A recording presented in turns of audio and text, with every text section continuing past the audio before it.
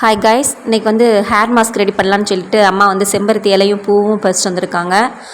அது காம்பு எல்லாமே இல்லாமல் பூவையும் காம்பையும் நல்லா க்ளீன் பண்ணி எடுத்துடணும். இன்னும் பார்த்தீங்கன்னா மருதாணி வேறு பறிச்சுட்டு வந்துட்டாங்க. சரி, மருதாணி அரைச்சி கையில் வச்சுக்கலாம் அப்படின்னு சொல்லிட்டு. ஹேர் மாஸ்க் பார்த்திங்கன்னா இலையும் பூவும் தான் வேணும். எல்லாமே நல்லா க்ளீன் பண்ணி எடுத்து வச்சுக்கிடுங்க. இந்த ரெண்டும் போதும். அம்மா வீட்டில் மல்லிகைப்பூ இருக்குன்னு சொல்லிட்டு அதையும் வேறு சேர்த்து போட்டுக்கலாம், முடி நல்லா கொஞ்சம் மணமாக இருக்குன்னு போட்டாங்க.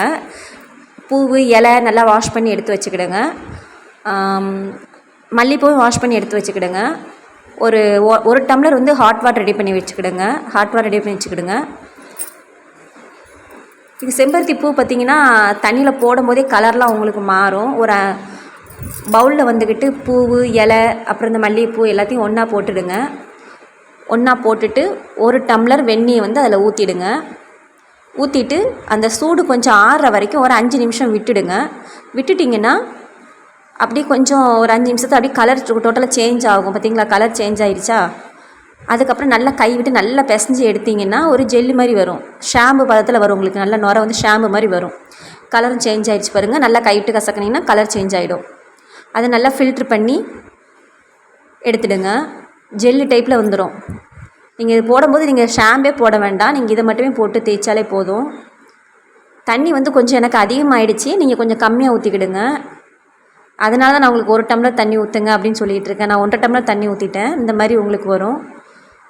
இது வந்து ஒரு பாட்டிலில் ஊற்றி நீங்கள் அப்படி ஊற்றிக்கலாம். நான் 2 விதமாக சொல்கிறேன்.